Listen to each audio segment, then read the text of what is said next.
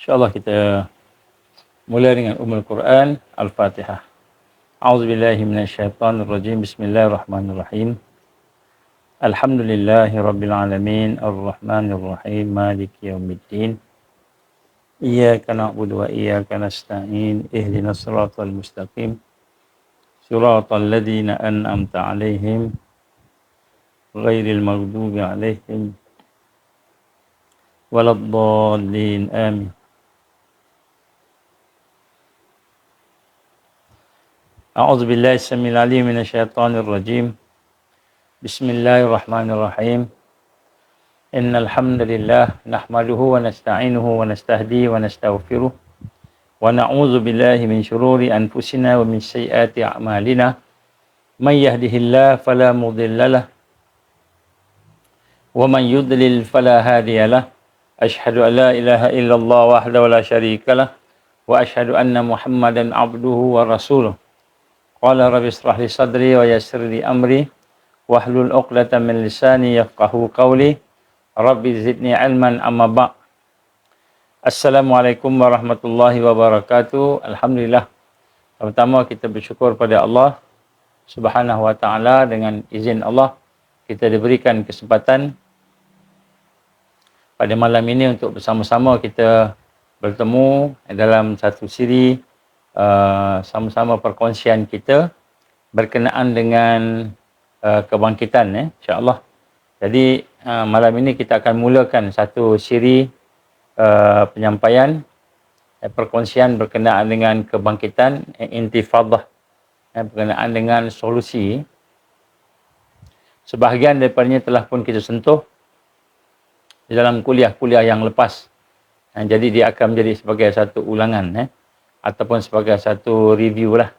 Dan sebahagiannya insya-Allah adalah merupakan sesuatu yang baru yang akan kita berharap lahirnya satu kesatuan, satu gabungan daripada seluruh umat Islam yang beriman, yang bertakwa, terutamanya mereka yang berhajat untuk bersama-sama di dalam kebangkitan di akhir zaman ini, insya-Allah. Jadi hari ini kita dapati ramai orang yang mahu bangkit, yang mempersiapkan diri mereka dengan kebangkitan, tetapi majoriti mereka tidak berada dalam keadaan persiapan yang menyeluruh.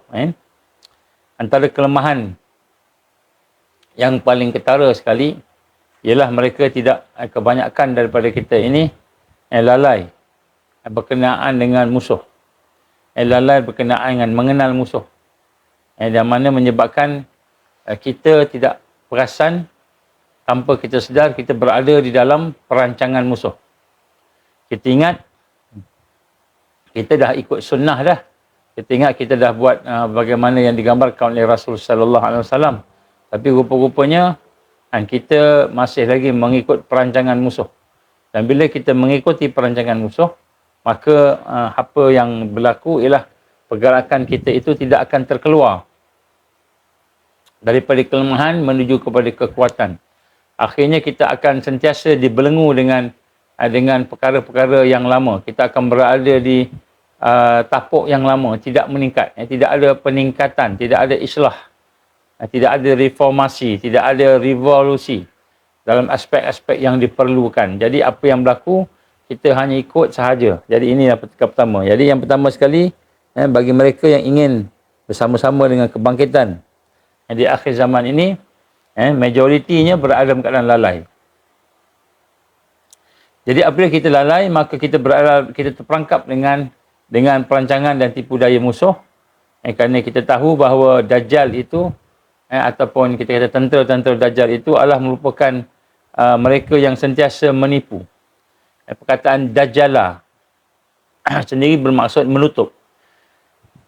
Kalau kita tengok dalam kamus lisan Al-Arab, menyatakan bahawa Dajjala itu bermaksudnya menutup, ataupun kita kata cover up. Kerana apa? Kerana Dajjala itu adalah merupakan kerana dia membawa maksud pembohongan. Pembohong yang menutupi kebenaran. dengan kepalsuan. Jadi maknanya dia tutup kebenaran dengan kepalsuan. Itu maksud Dajjal. Begitu juga Dajjalah, itu juga maksud menutupi bumi.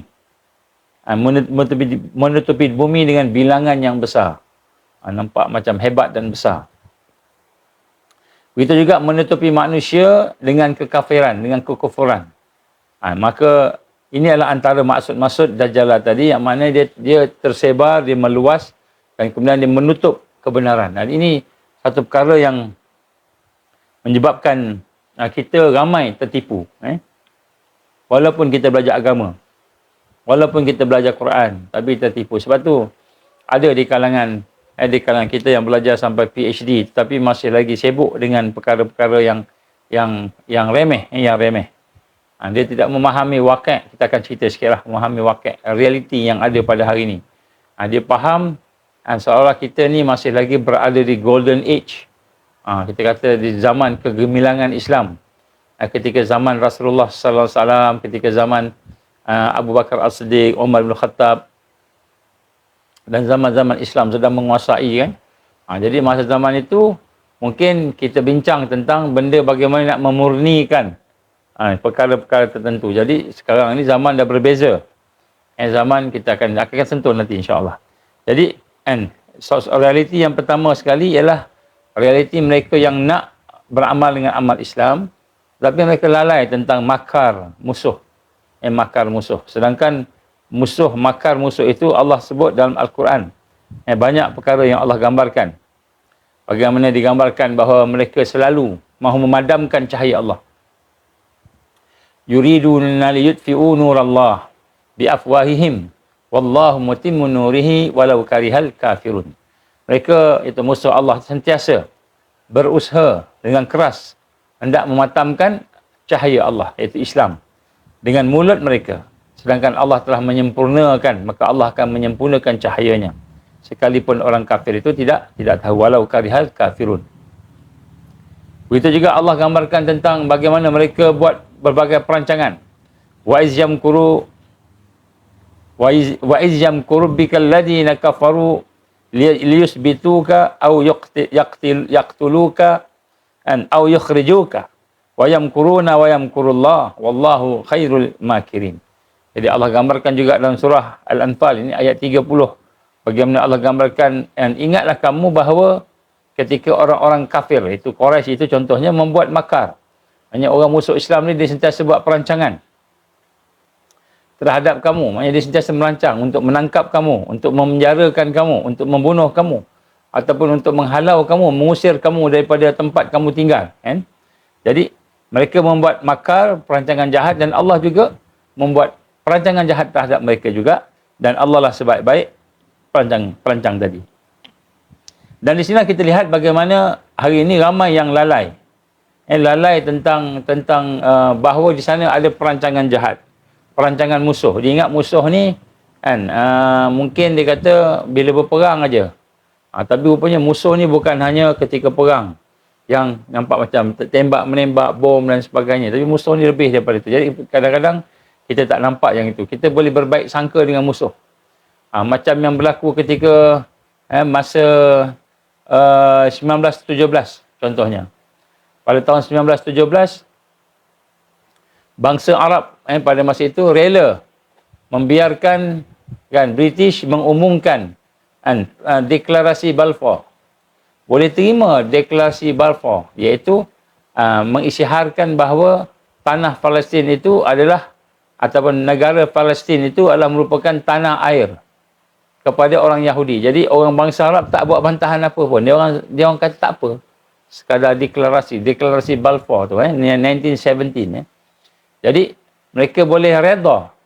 Malahan mereka sebahagian daripada orang Arab ni, daripada kawasan-kawasan di Saudi ni sekarang ni lah, bagaimana mereka boleh reda pula dengan bersama-sama dengan Lawrence di Arabia, yang merupakan ejen, yang merupakan spy kepada Zionis dan kepada Dajjal daripada British. Jadi Lawrence di Arabia ni pula lebih dipercayai, lebih disekahi, dipercayai, diyakini lebih daripada khalifah yang ada pada masa itu, Osmaniyah. Sehingga mereka, orang Arab, melawan Osmaniyah. Jadi kenapa mereka bersama dengan Lawrence di Arabia? Kenapa mereka bersama dengan ejen daripada British? Kenapa mereka bersama dengan perancangan-perancangan British tadi? Kita kata orang-orang Arab ni kan. Kenapa dia merelakan pengisytiharan Balfour berlaku 1917? Iaitu pada tahun 1917 itu, apabila pihak Yahudi minta supaya British, iaitu Rothschild, minta supaya British mengisytiharkan bahawa Palestin itulah tanah air kepada orang Yahudi. Mereka, orang Arab terbuka, tak ada apa. Mereka boleh bersama dengan British, mereka boleh bersama dengan Yahudi, mereka boleh bersama dengan spy Lawrence di Arabia.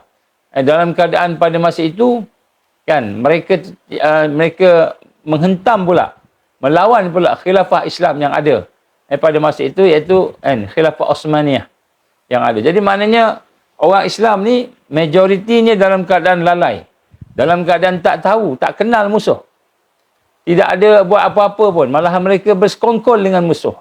Macam yang berlaku pada hari ini, mereka bersekongkol dengan musuh. Ada di kalangan pemimpin kita yang tak tahu, padahal dia mengucap 2 kalimah syahadah, padahal dia telah bersumpah dengan nama Allah, wallahi wabillahi watallahi, dia akan menjaga agama, dia akan menjaga negara, dia akan menjaga bangsa dan sebagainya. Tetapi mereka tanpa sedar bersama dan bersekongkol dengan musuh-musuh Islam. Kenapa? Kerana kelalaian mereka, kejahilan mereka untuk mengenal musuh. Yang mereka ingat semuanya itu baik, okey dan sebagainya. Jadi ini kelemahan yang paling ketara untuk kebangkitan. Jadi sebab itulah kita nak sebut kat sini, perkara yang pertama sekali kita nak kena kenal bahawa Allah gambarkan dalam musuh, ada dalam Al-Quran ada musuh. A'udzubillahi minasyaitonirrajim. La tajidanna asyaddan nas adawatan lil ladzina amanu al-yahud wal ladzina asyraku. Ila akhir. Kamu pasti berjumpa dengan mereka, dengan manusia yang mana amat keras permusuhannya. Allah sebut perkataan adawah. Adawah ni musuh. Perkataan musuh. Yang amat keras permusuhannya dengan orang yang beriman. Iaitu al-Yahud, Zionis, dan juga walladzina asyraku, mereka yang mensyirikkan Allah Subhanahu wa taala. Jadi walaupun di dalam Al-Quran secara jelas menyatakan bahawa ada musuh, ada penghalang, tetapi seolah-olahnya orang-orang Islam yang the so-called, kita kata orang yang beramal dengan amal Islam, seolah-olah musuh tu tak ada. Musuh tu tak ada. Dan yang kedua, kelalaian juga berlaku apabila tidak ada kajian tentang pakatan jahat ini secara komprehensif. Dia tahu tentang kehadiran Dajjal, dia tahu tentang kehadiran satu gelombang yang digambarkan sebagai musuh Islam. Dia tahu. Dia tahu tentang bagaimana Nabi menggambarkan akan berlaku berbagai perkara kerosakan, fitnah yang memuncak, ulama usu', umara usu', ulama-ulama yang jahat. Begitu juga dengan pemimpin-pemimpin yang jahat. Dalam hadis, dalam keterangan-keterangan Rasulullah SAW banyak ada. Tetapi mereka berada dalam keadaan tidak mengambil berat. Kenapa? Kerana mereka, majoriti umat Islam hari ini bukanlah para pengkaji. Kalau ada pun di kalangan orang alim, orang yang belajar agama, mereka setakat belajar agama mengikut apa yang telah disampaikan kepada mereka oleh sistem pendidikan yang sekular, sistem pendidikan yang liberal dan sebagainya. Sehingga akhirnya mereka hanya memahami Islam mengikut apa yang difahami, apa yang dikehendaki oleh musuh Islam. Jadi dinampaklah adanya pengganas. Islam ni pengganas. Dinampak macam itu. Takut dengan gelaran-gelaran pengganas, gelaran ekstremis yang telah dilontarkan, yang telah difitnah oleh orang-orang yang memusuhi Islam. Jadi yang kedua, memang bukan mereka lalai, mereka tahu, tetapi mereka tak buat kajian. Ini golongan yang tidak membuat kajian. Jadi bila tidak membuat kajian, ataupun dia membuat kajian sekadar apa yang ditahu saja, tak ada bimbingan. Tidak ada bimbingan. Tidak ada suatu yang maknanya memberikan satu kekuatan pada dia. Jadi kita ingat hadis saja ada talaqi. Kita ingat hadis saja ada sanad. Kan? Tetapi rupanya belajar perkataan jahat, perkataan iblis ni pun ada sanad juga. Ada hadis juga. Ada dia punya talaqi juga. Ada guru lah. Jadi kena ada guru ni. Dia bukan main cakap cakap je, dia mesti ada guru. Maknanya panduan-panduan yang diberikan oleh mereka yang berilmu, mereka yang ada pendedahan terhadap perancangan musuh tadi. Jadi yang kedua ni kan, bagaimana kelemahan yang paling ketara ialah orang Islam yang nak bangkit, dia tak buat kajian. Yang ketiga, kan, golongan yang buat kajian. Dia buat kajian tentang pakatan jahat. Dia kenal siapa Yahudi, dia kenal siapa musuh. Dia menyebut Freemasonry, dia menyebut Illuminati. Dia menyebut kumpulan-kumpulan gelap yang lain, society yang dikatakan sebagai secret society. Dan masyarakat yang rahsia, yang merupakan kaki tangan kepada Dajjal dan Iblis. Mereka tahu berkenaan itu. Tetapi mereka tidak ada pengetahuan pula tentang solusinya. Bagaimana nak menghadapi siasah, nak berhadapan dengan, kan, kita kata, kan, pakatan jahat tadi. Dia tidak tahu apakah dia sunnahnya, solusinya. Dan dia tak tahu apakah pula strategi nak berhadapan. Kenapa? Kerana mereka hanya mengkaji, tetapi mereka tidak terdedah dengan fiqh yang disebut sebagai fiqh haraki. Fiqh haraki maknanya fiqh yang menghubungkan dengan gerakan-gerakan. Dan Islam bermula daripada gerakan Rasulullah sallallahu alaihi wasallam, para sahabatnya, para tabi'in, tabi'in sampailah kepada hari ini. Jadi mereka tidak terdedah, mereka tidak bersama dengan fiqh haraki. Jadi mereka tidak bersama, bila tidak bersama dengan fiqh tadi, atau tidak memahami akan fiqh haraki tadi, yang mana dia bersesuaian pula dengan analisa kajian secara komprehensif. Jadi mereka buat kajian, tapi mereka tak tahu solusi. Tak tahu solusi. Yang dia tahu cuma cerita aja. Sejarah ABC. Dia cerita tentang kronologi ABC. Dia cerita tentang pergerakan musuh ABC. Siapa dia yang didedahkan. Yang dedah tu pun orang barat juga. Orang barat je. Sebab pakatan jahat ni, setelah terdedah, pakatan jahat ini Allah dedahkan pakatan jahat ni kepada awam. Maknanya contohnya mereka dulu mula dia buat secara sembunyi-sembunyi, rahsia. Tapi setelah terdedah perancangan, contohnya protokol Zionis, the eldest protocol of Zionis contohnya, asalnya buat secara sembunyi-sembunyi. Tapi benda tu Allah izin dah terdedah. Adalah peristiwa-peristiwa berlaku lah menyebabkan perkara itu terdedah. Maka mereka telah mencemarkan, kita kata, kajian-kajian tentang pakatan jahat ini. Jadi maknanya musuh telah mencemarkan. Jadi dia pun seolah-olahnya buat macam mengkaji juga. Jadi hasil daripada kajian tu, maka terdapatlah, kita kata, perkara-perkara yang mengarut, perkara-perkara yang terkeluar daripada sunnah. Menyebabkan menjadilah orang yang mempermain-mainkan kajian-kajian tentang musuh ini. Kajian tentang pakatan jahat ini. Kenapa? Kerana telah diselewengkan jalan-jalan kajian tadi oleh musuh-musuh tadi. Ya, sebab itulah kita lihat puak yang ketiga ini, golongan yang ketiga ini, mereka tahu tentang pakatan jahat, tetapi mereka terperangkap dengan perancangan-perancangan tipu daya daripada mereka yang mengkaji daripada barat terutamanya tentang pakatan jahat ini. Dan akhirnya mereka pun nampak macam ringan aja, tak ada apa, sekadar cakap. Ataupun betul dia buat secara ikhlas, betul dia buat secara kita kata kajian tadi, tetapi dia tidak ada solusi, tak tahu. Bila disebut apakah solusi akhir zaman ni, apakah dia penyelesaian kepada akhir zaman, dia kata Muslim village, dia kata. Muslim village tu duduk dalam hutan, masuk dalam hutan. Nabi kata akan jadi satu masa harta yang paling baik sekali ialah kambing, maka kita kena bela kambing. Masuk dalam hutan, kita kena masuk hutan. Jadi itu solusi dia. Sedangkan itu bukan solusi. Itu bukan solusi. Solusinya ialah kita kena mengikut sunnah Rasul sallallahu alaihi wasallam. Apa sunnah je nanti kita akan cerita. Kemudian sebut dekat sini, kita kena ikut sunnah Nabi. Dan masuk hutan, ternak kambing, kan, duduk dalam gua, itu hanya strategi sahaja. Bila berlaku sesuatu, adalah strategi-strategi yang digunakan. Jadi maknanya mereka mengkaji, mereka mengetahui. Ini yang majoriti mereka yang mengkaji lah. Mereka mengkaji tapi mereka tak faham tentang solusi yang berbentuk harakiyah. Penyelesaian yang berbentuk gerakan. Bagaimana yang telah dicontohkan oleh Rasulullah sallallahu alaihi wasallam. Jadi ini juga merupakan masalah sehingga tidak berlaku intifadah. Tidak berlaku intifadah. Sehingga dia boleh menerima contohnya gerakan untuk nak mengambil apa yang digambarkan sebagai tadi, menegakkan Islam, tetapi juga masih redha dengan riba, masih memandang riba itu salah satu penyelesaian. Jadi riba ni bukan penyelesaian. Riba bukan penyelesaian. Jadi riba ni adalah benda yang diperangi oleh Allah Subhanahu Wa Taala. Jadi apabila kita mengkaji separuh-separuh ni, saya kata tak apa ambil riba, maka kita pun mengatakan rukhsah. Rukhsah ambil riba. Rukhsah ni maknanya diberikan keringanan. Boleh ambil riba ni. Padahal kan rukhsah itu kan sebenarnya bukan untuk benda yang haram.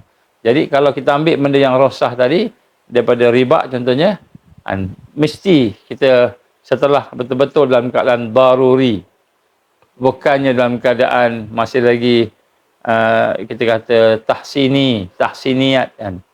Bukan tahsiniat, benda yang perhiasan-perhiasan contohnya, ataupun benda yang boleh ni, tapi daruriyat.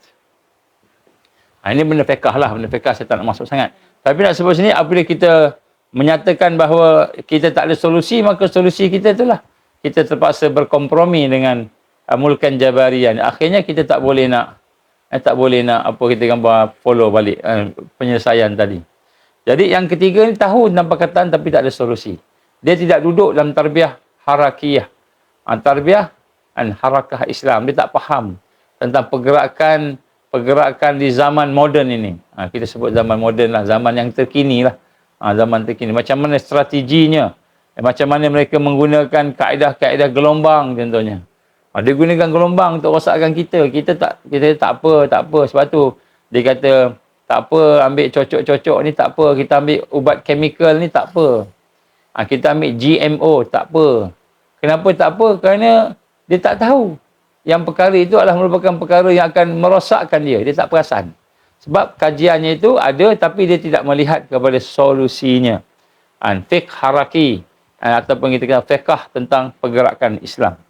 Dan yang keempat inilah antara satu yang penting untuk kita faham, iaitu mereka mempunyai pengetahuan tentang realiti semasa melalui kita kata analisa kepada keadaan-keadaan yang berlaku. Itu mereka faham tentang hadis fitan, hadis ujian akhir zaman, dan juga mereka faham tentang apa yang berlaku kepada musuh yang ada pada hari ini. Siapa musuh yang dikatakan sebagai serigala berupa kambing biri-biri Jadi serigala yang menyamar jadi kambing biri-biri. Nampak macam baik je, nampak macam kambing biri-biri, tapi rupanya serigala. Siapa yang dikatakan sebagai musyrikin dan munafikin. Jadi kita lihat yang keempat ni golongan yang menganalisa, mengkaji, meneliti dan memahami tentang fiqh semasa. Dan selain daripada mereka memahami tentang fiqh kepada hadis-hadis Rasul sallallahu alaihi wasallam yang berkaitan dengan apa yang digambarkan sebagai hadis akhir zaman, hadis-hadis fitan, hadis-hadis fitan. Bismillah. Jadi yang ketiga, yang keempat ni juga bukan sahaja mereka memahami tentang perkataan jahat, mereka memahami tentang fiqh dan waqi' yang ada pada hari ini, mereka juga memahami tentang realiti pergerakan Islam. Bagaimana Nabi bergerak, manhaj haraki.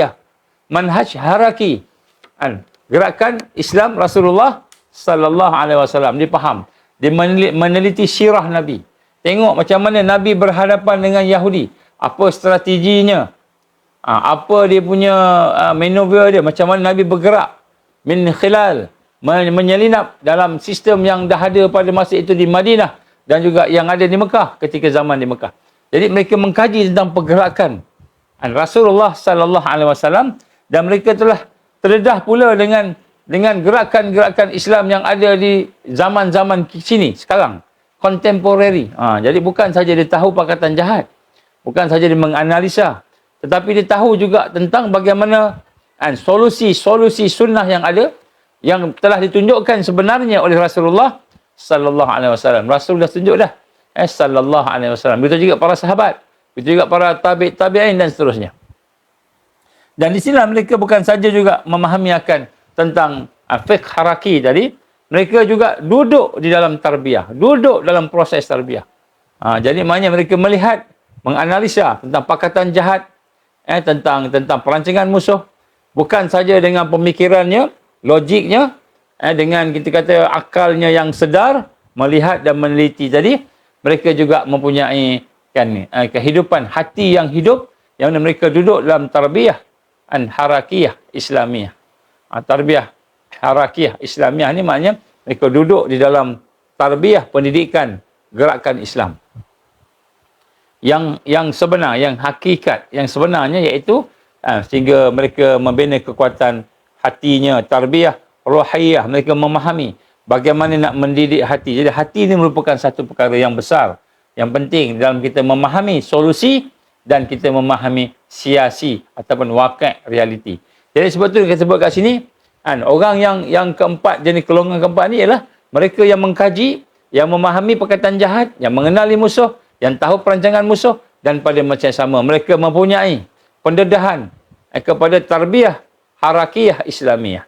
Jadi mereka terdedah dengan pendidikan berbentuk gerakan Islam, yang mana dia lahir daripada pengetahuan tentang sirah Rasulullah sallallahu alaihi wasallam, tentang sejarah sahabat-sahabat, sejarah pengikut sahabat, sejarah pengikut sahabat dan terus sampai kepada zaman-zaman yang ada. Contohnya kan, wakil, memahami wakil.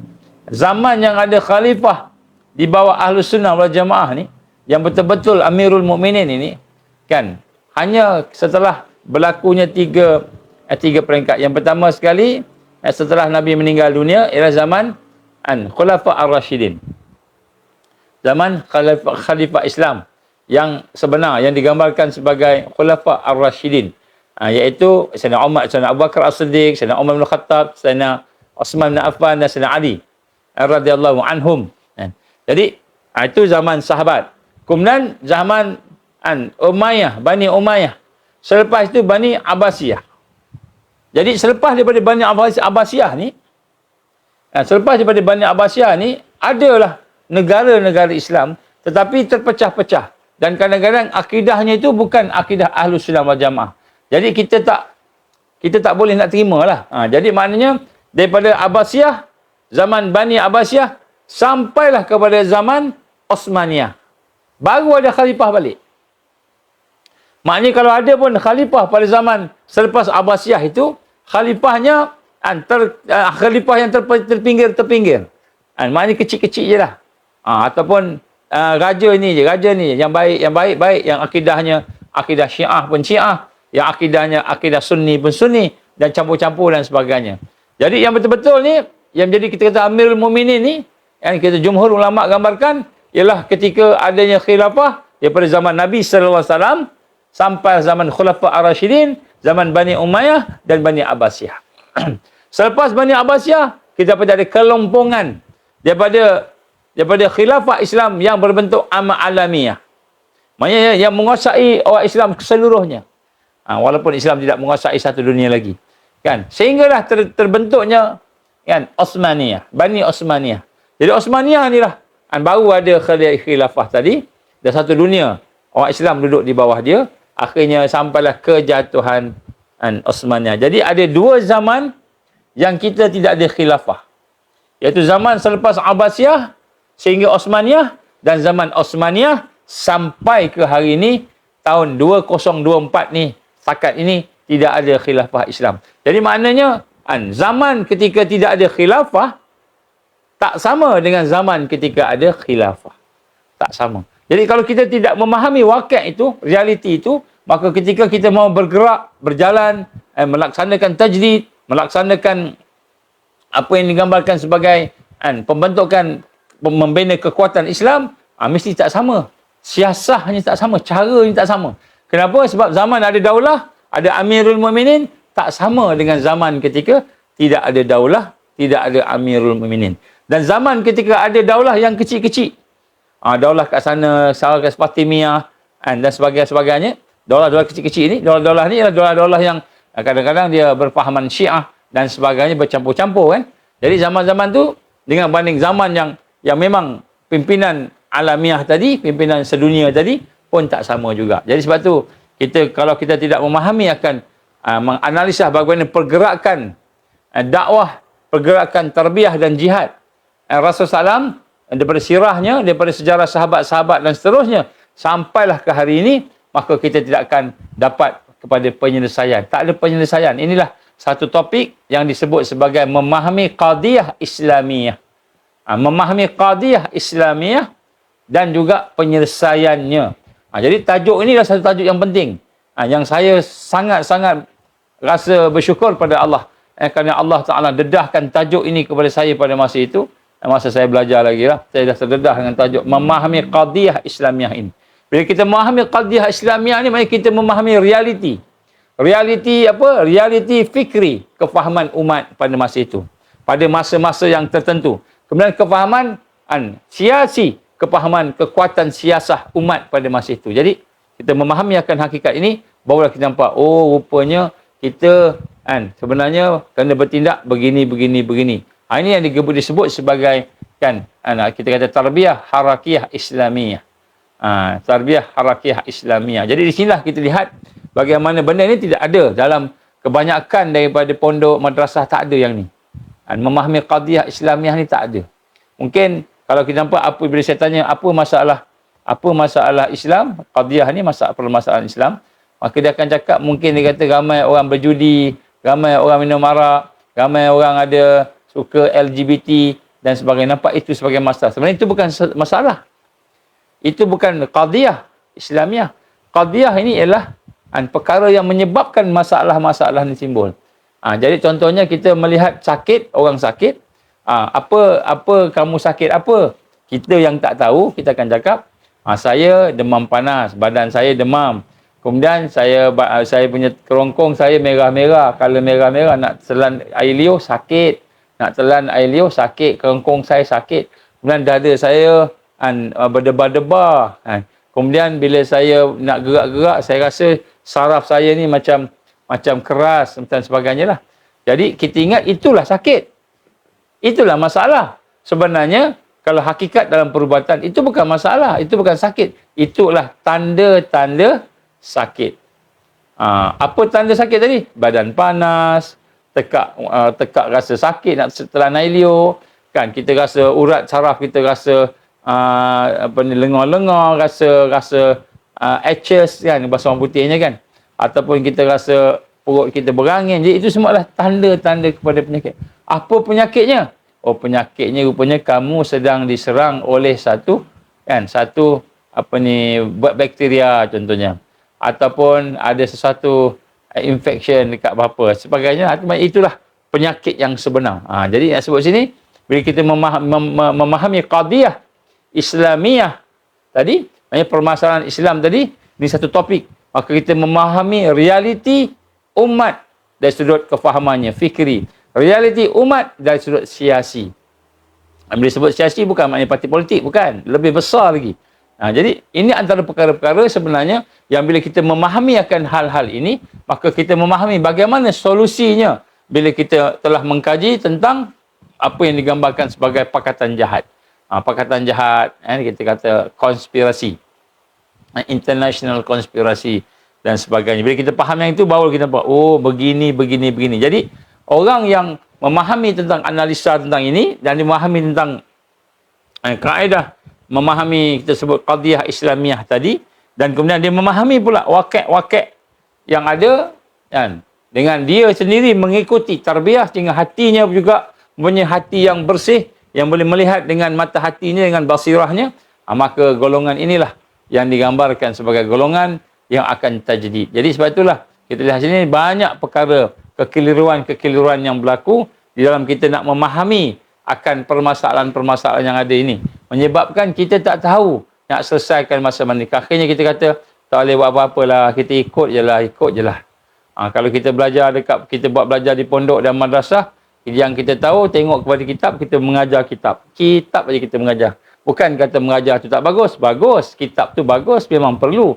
Tetapi, bila kita sentuh realiti semasa, nak kenal siapa je musuh, siapa sebenarnya WHO. Siapa sebenarnya WHO, kita tak tahu. Yang kita tahu, bagus saja. Kenapa? Yang jadi menterinya orang Islam.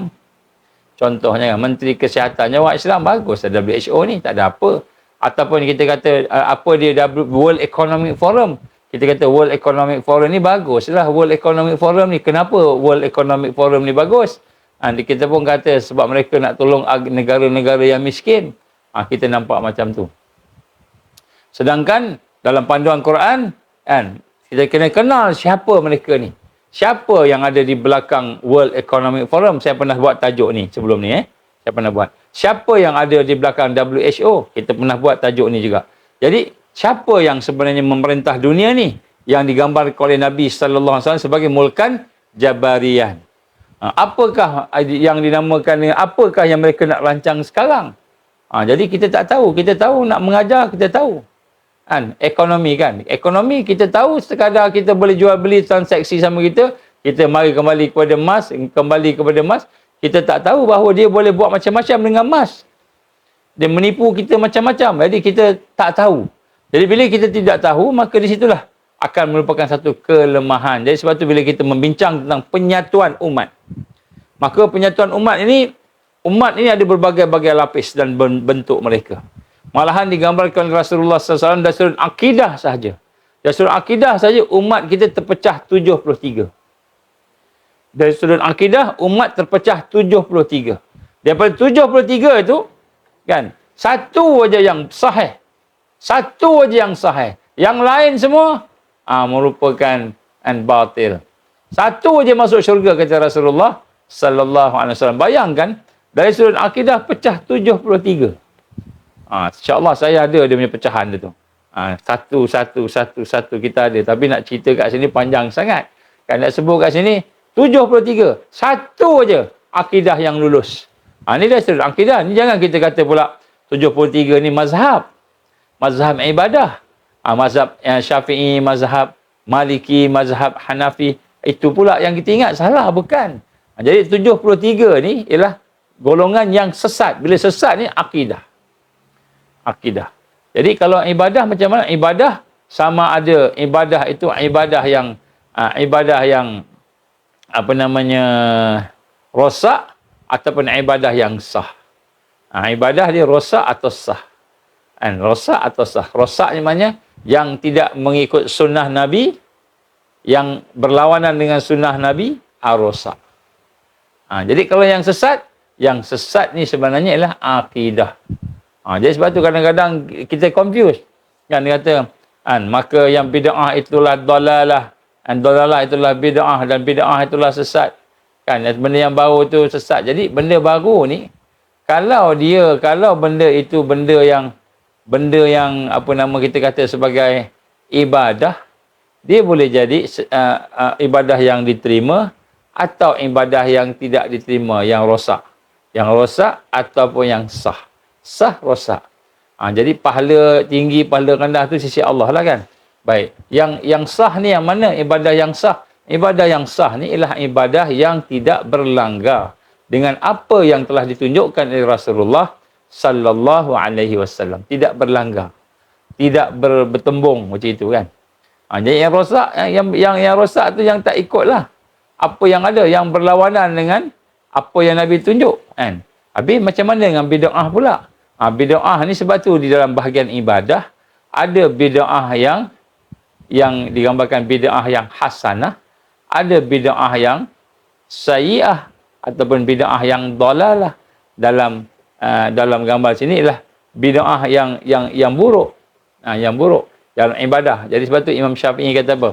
Ibadat dalam bid'ah tu ada dua. Satu bid'ah yang hasanah, bid'ah yang ada baik, dan satu lagi bid'ah yang rosak. Jadi bid'ah yang baik ini apa? Bid'ah yang baik ini ialah segala perkara yang ada asas daripada hadis Nabi sallallahu alaihi wasallam. Iaitu contohnya bab zikir. Kalau zikir kan bid'ah yang hasanah itu ialah kita zikir, kita tetapkan. Nak latih kita ni supaya rajin, kita kata satu hari kita latih bacalah Fatihah berapa kali. Kita latih walaupun Nabi tak buat. Nabi tak buat. Katakan istighfar, Nabi kata 100 kali. Kita nak buat kan 1000 kali contohnya. Jadi Nabi kata 100 kali. Tapi kita nak buat 1000 kali. Kenapa? Sebab kita nak latih. Yang ini bid'ah hasanah. Kenapa bid'ah hasanah? Kerana ada asas. Apa asasnya? Asasnya kalau berzikir itu Kata Allah, zikran kasira. Zikirlah dengan sebanyak-banyaknya. Jadi tak kira lah jumlahnya 100 ke 1000 ke. Jadi habis kalau kita tetapkan tu dalam rangka kita nak latih diri kita je. Supaya kita istiqamah dengan amalan tu. Jadi itu ada asas. Jadi yang tak ada asas ni, contohnya, kan kalau kita kata bid'ah ini, ialah kita buat sesuatu yang memang Nabi tak buat langsung. Tak ada pun dalam Islam, tak ada. Contohnya masuk rumah, kita tabur tepung tawar. Jadi budaya tepung tawar ni budaya Hindu, bukan budaya Islam. Tak ada. Ini adalah bid'ah, dan dia juga kalau kaitan dengan benda-benda gaib pula, jin ke apa ke, jadi syirik, jadi khurafat pula. Ini bid'ah yang sayyi'ah. Contoh kan? Jadi contoh.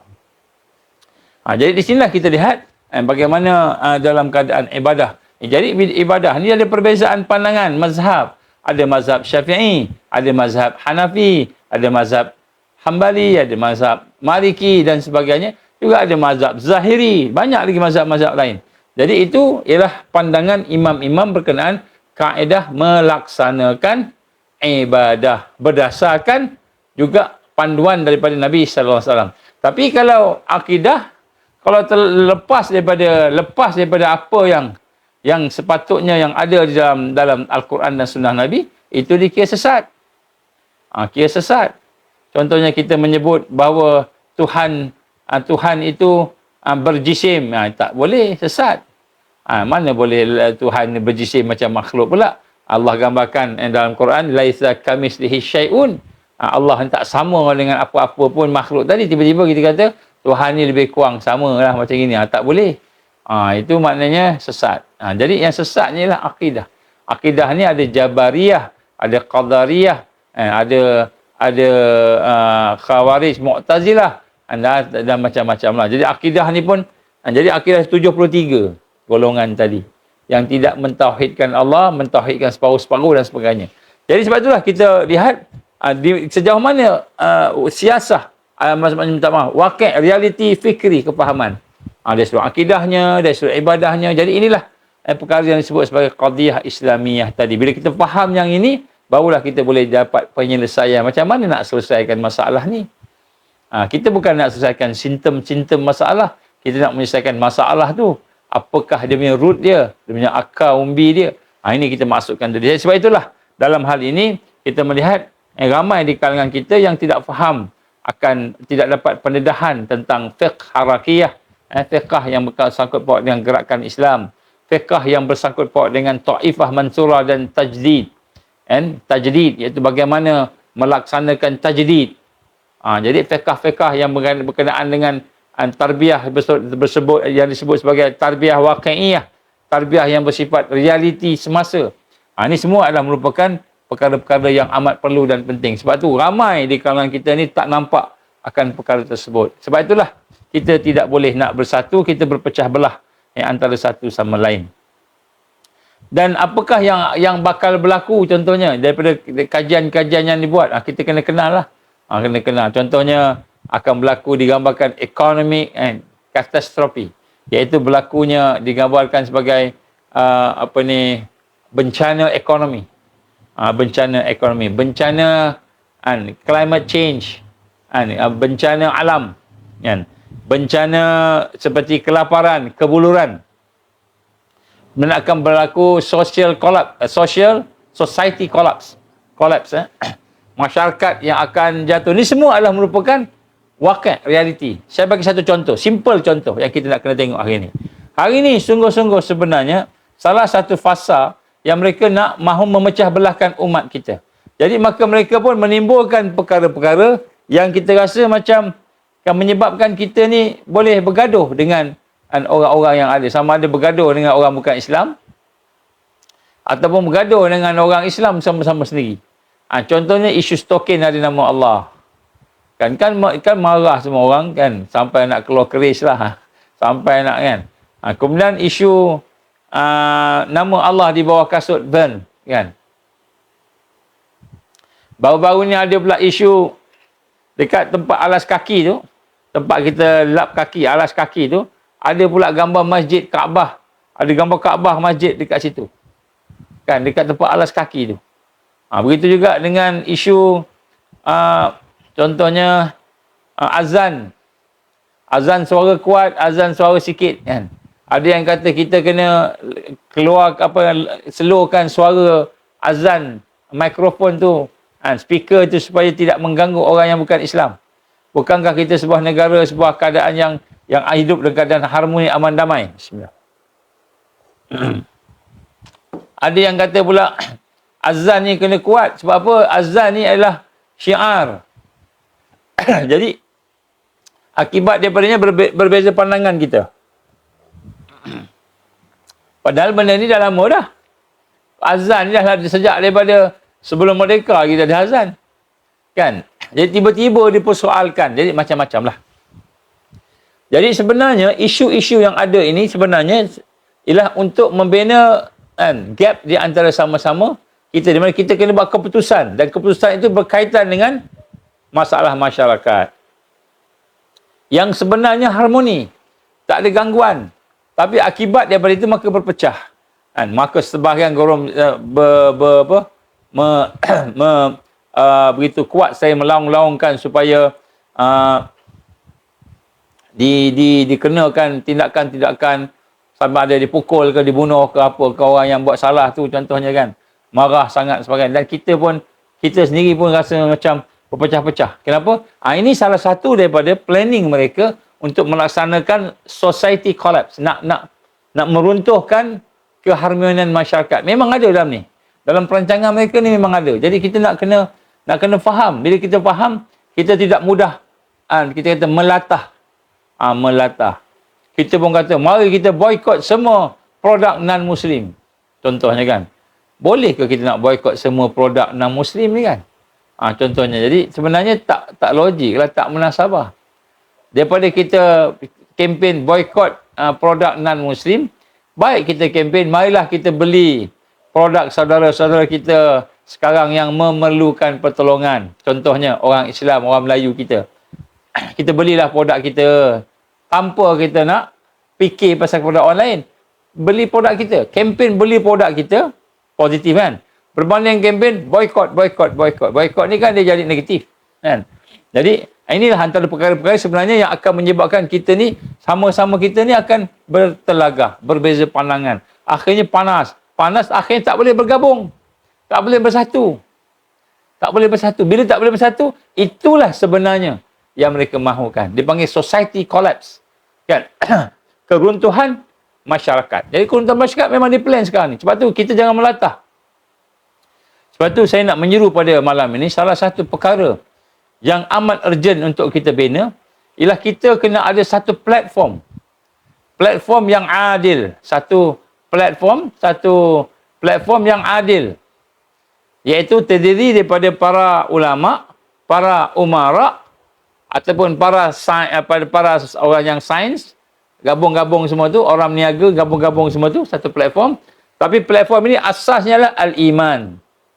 Asasnya adalah mentauhidkan Allah.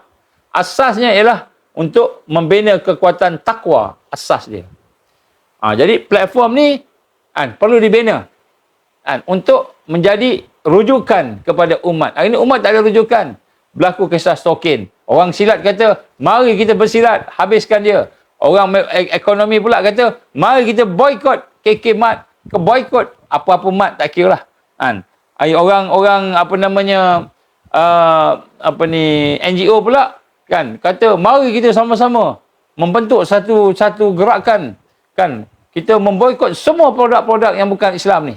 Jadi dia jadi cacah merba. Tak ada rujukan. Kita nak tanya mufti pun berbolak-balik. Nak tanya qadi pun berbolak-balik. Mereka tak tahu wakil. Kan? Sebahagiannya bagi fatwa yang betul. Sebahagiannya bagi fatwa yang tak sama dengan yang satu. Jadi akhirnya berlakulah di kalangan ulama-ulama yang menjadi rujukan hari ini pun, mereka pun ada pandangan yang berbeza-beza sehingga umat menjadi satu dalam keadaan yang amat susah. Dan kemudian sehingga akhirnya berlakulah perkara-perkara yang digambarkan sebagai perkara yang memecah belahkan kita semua. Jadi sebab tu sebenarnya kena ada satu platform yang boleh menyatukan. Yang platform ni tak ada kepentingan. Apa maksud tak ada kepentingan? bukan platform politik, sebab orang politik nak kuasa. Jadi nak kuasa ni tak boleh. Dia takwa, bukan kuasa. Bukan politik, bukan platform dari kerajaan, orang kerajaan. Sebab orang kerajaan ni mesti sokong kerajaan. Orang yang dibayar gajinya oleh kerajaan, tentulah dia akan tunduk pada orang yang bayar gaji dia.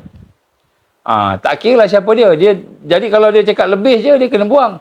Jadi tak nak kena buang, dia ikut. Jadi dia bukan kerajaan, dia bukan politik, orang parti politik yang ada kepentingan, ataupun dia bukan ada daripada mereka yang ada kepentingan duniawi. Kepentingan dia contoh bisnes.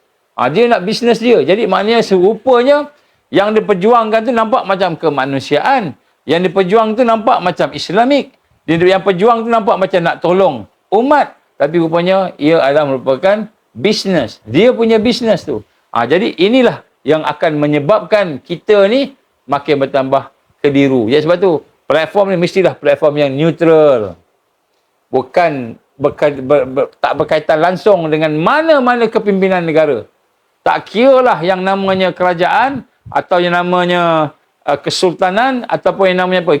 Rakyat yang adil, yang neutral. Dia tak terikat. Bila dia bercakap atas dasar tauhid, atas dasar akidah yang murni, iman yang benar, takwa yang dijunjung, iaitu takwa yang diletakkan sebagai asas tadi. Bukan atas dasar sebab kumpulan saya. Jadi platform inilah sebenarnya salah satu yang amat diperlukan untuk kita nak membina satu kesatuan umat. Tetapi platform ini mestilah lengkap. Maksudnya di dalamnya ada unsur-unsur tasawuf. Unsur-unsur tariqah. Iaitu unsur-unsur yang membersihkan jiwa. Maksud jiwa ni kan. Jiwa ni maknanya bersihkan hati, bersihkan akal, fikiran kita dan sebagainya. Dan tasawuf maknanya mengajak manusia kepada akhlak yang sempurna. Jadi sebenarnya hakikat tasawuf ni, hakikat yang disebut tasawuf ni ialah membawa manusia kepada akhlak Rasulullah sallallahu alaihi wasallam, membawa manusia kepada akhlak yang sempurna di sisi Allah Subhanahu wa taala. Itu maksud tasawuf. Sebab tasawuf kena asas. Dia mengenali Allah, membebaskan diri daripada syirik. Membebaskan diri daripada syirik ini adalah asas. Benda asas. Mentauhidkan Allah ini asas. Jadi tasawuf sebagai asasnya. Tariqah ni maknanya dia memahami macam mana nak duduk dalam tarbiyah. Macam mana nak meningkatkan diri dia. Membina kekuatan akhlak dia. Tu tarbiyah. Suluk. Kalau bahasa tasawuf dia panggil suluk. Bahasa haraki dia panggil tarbiyah. Kemudian mestilah berasaskan kepada ilmu untuk fiqh syariah. Ada ilmu, bukannya hanya sekadar. Dan ilmu pula, kita kena ilmu yang berlapang dada. Tidak terkongkong dengan mazhab. Contohnya, bukanlah kata tak penting mazhab. Mazhab ni penting. Tetapi kalau kita Imam Syafi'i, mazhab Syafi'i, kita boleh bertoleransi dengan mazhab Hanafi contohnya. Mazhab Maliki. Jadi kita tidaklah keras. Orang semua mesti ikut Syafi'i. Yang Syafi'i ikut Syafi'i lah, tak apa. Yang Maliki kena ikut Maliki. Dia dah memang yakin dengan mazhab Maliki. Maliki lah, tak apalah. Yang nak ikut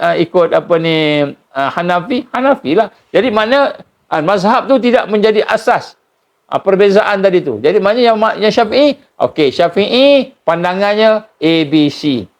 Jadi mazhab Syafi'i begini. Mazhab Hanafi pula D, E, F. Mazhab Hanafi begini. Jadi dia tak bergaduh lah. Tapi yang bersangkut paut dengan benda yang awam, yang awam contohnya benda yang berkaitan dengan kehidupan sebagainya, ini sama je. Yang sebut tadi tu dari sudut perbezaan dari sudut ibadah. Itu kata sahihnya ibadah tadi. Jadi dari sudut mazhab pun jelas. Tak adalah orang kata saya ni tak nak ada mazhab. Kalau orang tu tak nak ada mazhab, tu dia pandai, dia ada ijtihad, terpulang kat dia. Kita jangan paksa. Dia dah tak nak ikut mazhab mana-mana, dia nak ikut mazhab apa? Mazhab dia sendiri.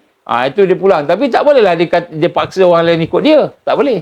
Jadi kalau orang tu nak ikut Syafi'i, ikut Syafi'i. Tak boleh paksa orang Syafi'i ni. Semua kena Syafi'i, nak kena tinggalkan Hanafi dan Maliki. Tak boleh.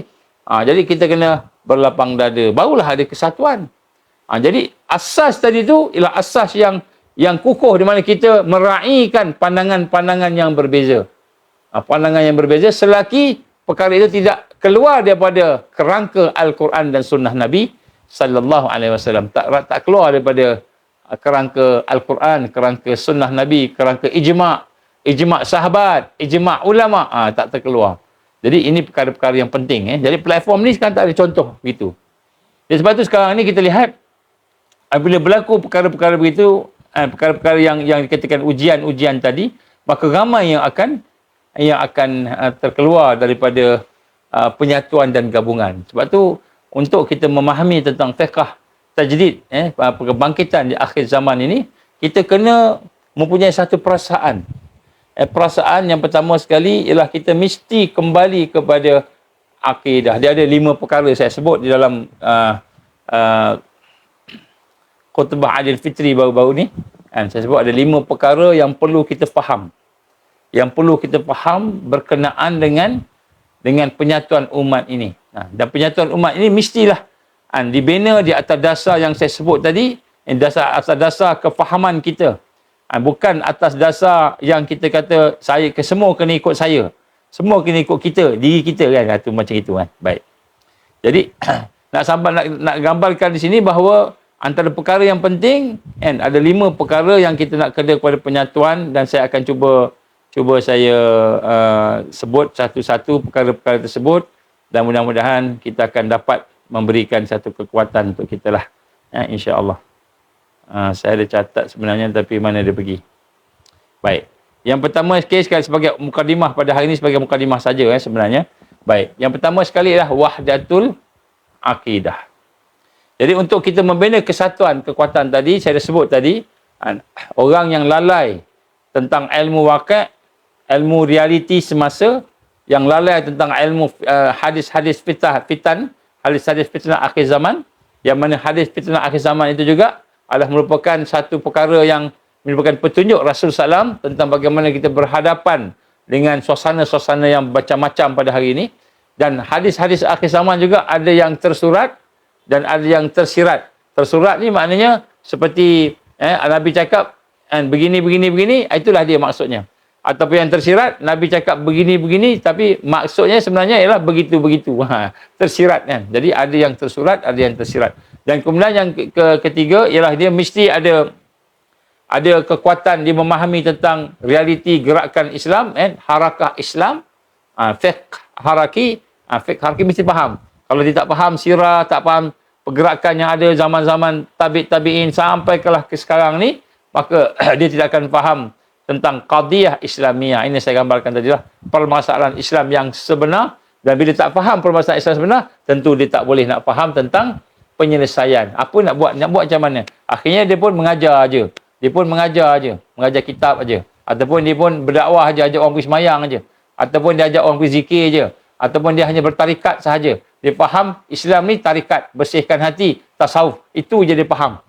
Islam ni mentauhidkan Allah, itu dia faham. Bukan kata tak penting, penting. Tapi Islam ini bukan hanya sekadar kita mentauhidkan Allah dalam keadaan beribadah, dalam keadaan berakhlak, dalam keadaan kita berzikir, tetapi kita kena melaksanakan satu yang digambarkan oleh Allah sebagai fungsi kita dijadikan itu menjadi membina kekuatan Islam. Inni ja'ilun fil ardi khalifah. Aku nak jadikan di atas muka bumi ini khalifah, pemimpin, orang yang jadi wakil Allah. Ini digambarkan oleh Allah Subhanahu Wa Taala. Maknanya Islam ni lebih lagi daripada zikir. Islam ni lebih lagi daripada bersih hati. Islam ni lebih lagi daripada ekonomi. Kita kata saya nak dinar, nak emas, saya nak dirham, nak fulus. Islam ni lebih lagi daripada tarbiyah. Tarbiyah dari sudut pendidikan. Islam ni lebih lagi daripada apa yang kita sangka. Jadi Islam ni sebenarnya adalah merupakan satu yang menyeluruh, yang perlu ditegakkan dalam bentuk satu sistem. Sebab itulah kita kena bergabung.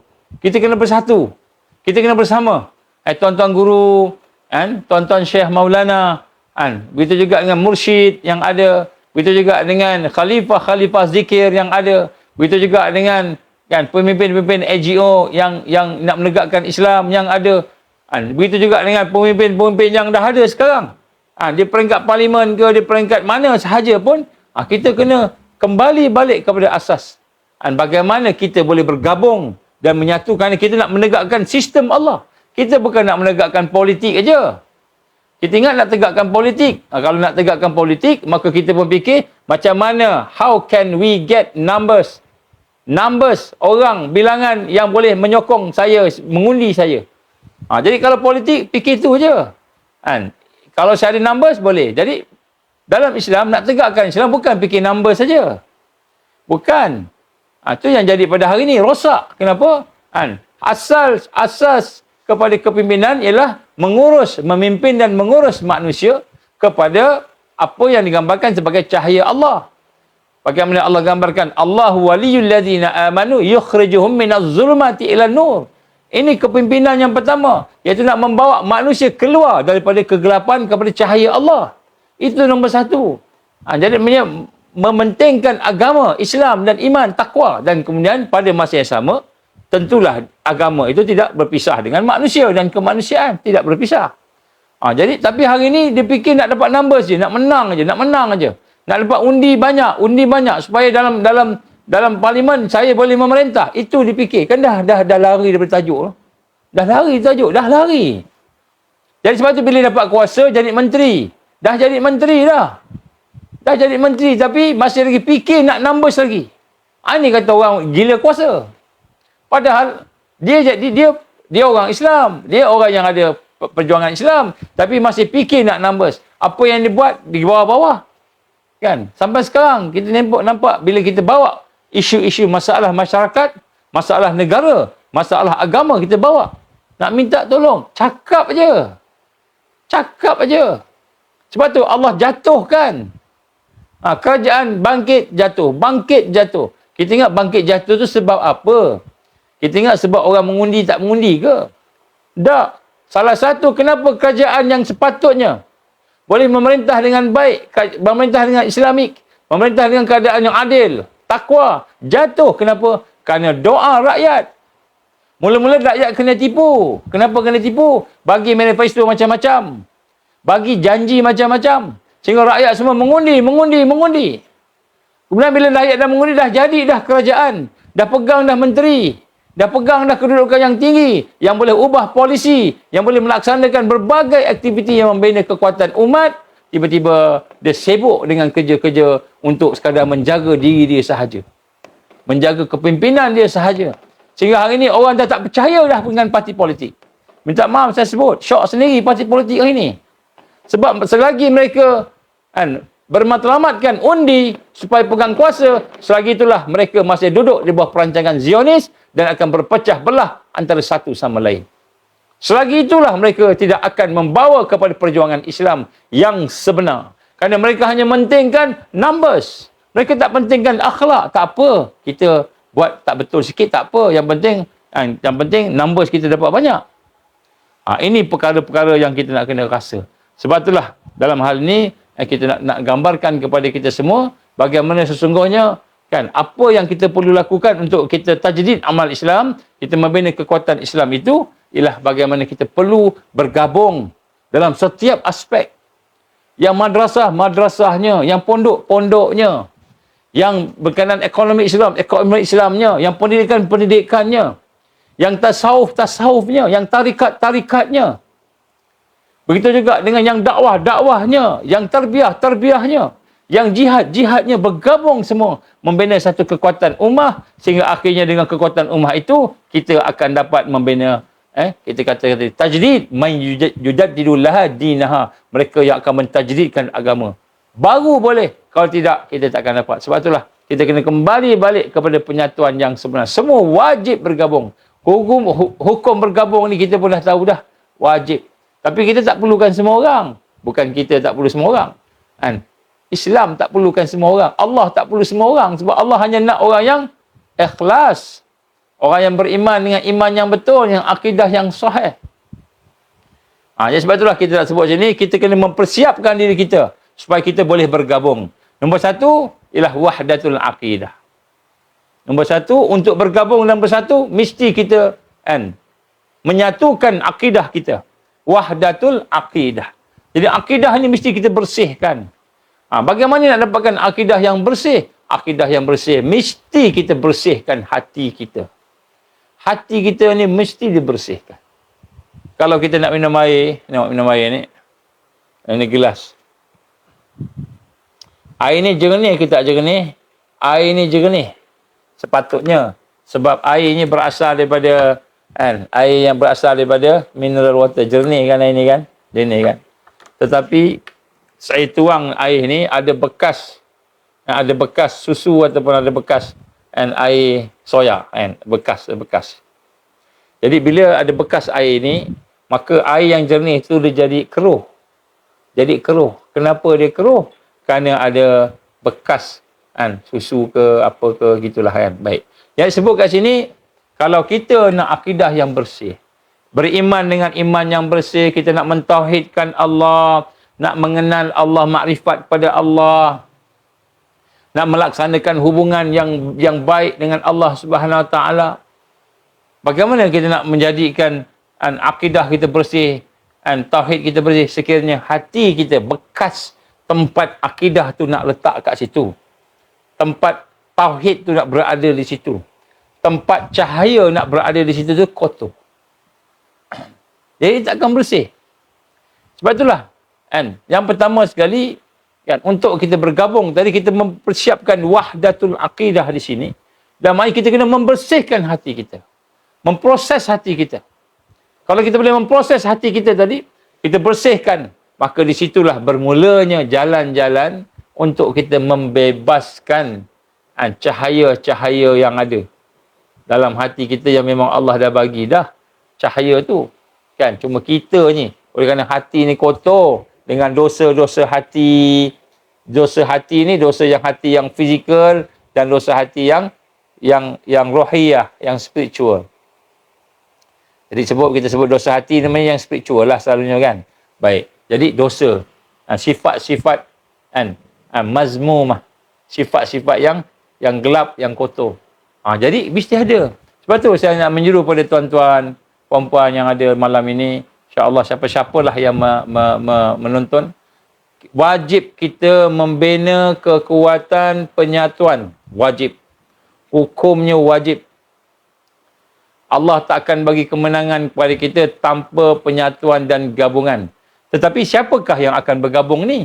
Orang yang ada hati yang bersih, dan hati yang bersih itu diisi dengan iman, al-iman yang mendalam, kepercayaan kepada Allah yang mendalam, dengan mentauhidkan Allah. Mentauhidkan Allah ni maknanya kita bermula dengan proses mengenal Allah. Jadi kita tidak akan boleh mentauhidkan Allah kalau kita tak kenal Allah. Kita sebut aja boleh. Boleh sebut mentauhidkan Allah. La ilaha illallah, la ilaha illallah. Cina yang tidak beragama Islam, yang tak beriman dengan Allah pun boleh sebut nama Allah juga. India pun boleh sebut. Kan ada di kampung saya dululah. Kan ada orang Cina ni bukan Islam. Tapi dah bergaul dengan orang kampung. Sehingga kalau jatuh basikal tu dia boleh sebut la ilaha illallah. Saya ada seorang kawan saya, tak payah sebut nama, bukan Islam, orang Chinese, Cina. Bila cakap-cakap dengan saya, dia akan cakap Masya Allah, dia kata. Subhanallah, dia kata. Alhamdulillah. Ini Cina bukan Islam ni. Saya kata, kamu ni saya sebut nama ni lah. Kamu sebut Masya Allah, Subhanallah, Alhamdulillah kan. Dia tahu, dia pernah dengar orang Islam sebut kan. Kamu sebut ni, kamu faham ke kan? Saya kata dengan dia kan. Lepas tu dia kata, dia senyum lah. Lepas tu, saya cakap dengan dia, Habib, kenapa kamu tak sebut Asyhadu an la ilaha illallah wa asyhadu anna Muhammadar Rasulullah. Kamu dah sebut dah la ilaha illallah. La ilaha illallah boleh sebut. Jadi, kenapa tak sebut asyhadu an la ilaha illallah? Apa salahnya kan? Saya cakap macam itulah. Dia senyum. Itu jadi orang Islam, dia kata. Nampak?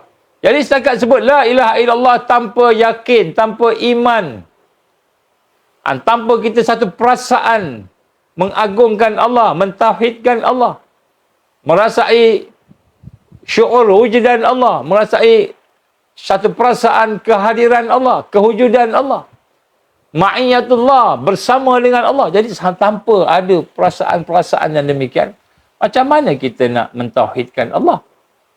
Jadi contoh, saya minta maaf, saya contoh. Kita ni ada fizikal. Ini saya nak bagi satu yang mengenal diri kita kan. Sikit kita kenal diri kita sikit lah. Sebagian kita dah tahu dah. Ansar ni banyak kita dah beritahu dah kan. Man arafa nafsahu faqad arafa rabbahu. Al-Kamakal. Ini bukan hadis Nabi, ini kata-kata para ulama. Dan siapa yang kenal diri dia, maka dia kenal Tuhan dia.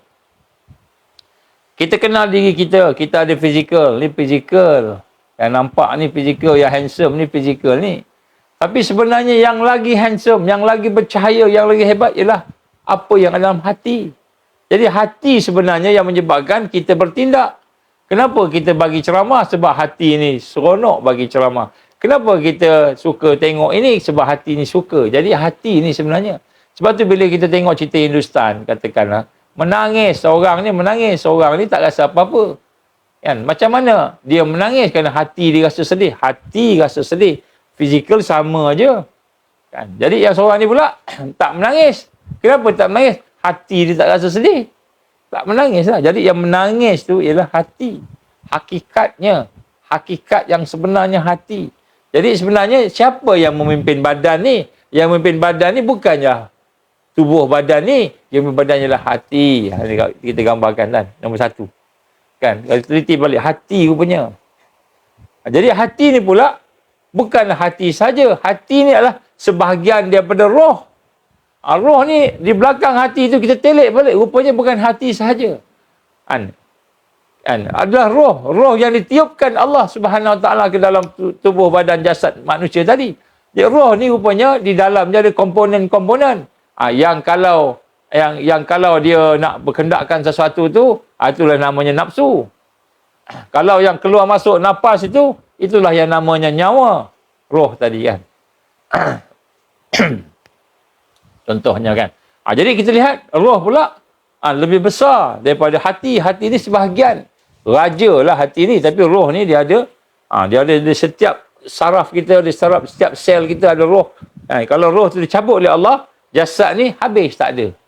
Kan? Tak ada dah. Dia tak boleh nampak dah. Tak boleh melihat dah. Tak boleh mendengar dah. Jadi maknanya, sebenarnya yang melihat, yang mendengar, yang bercakap ni siapa?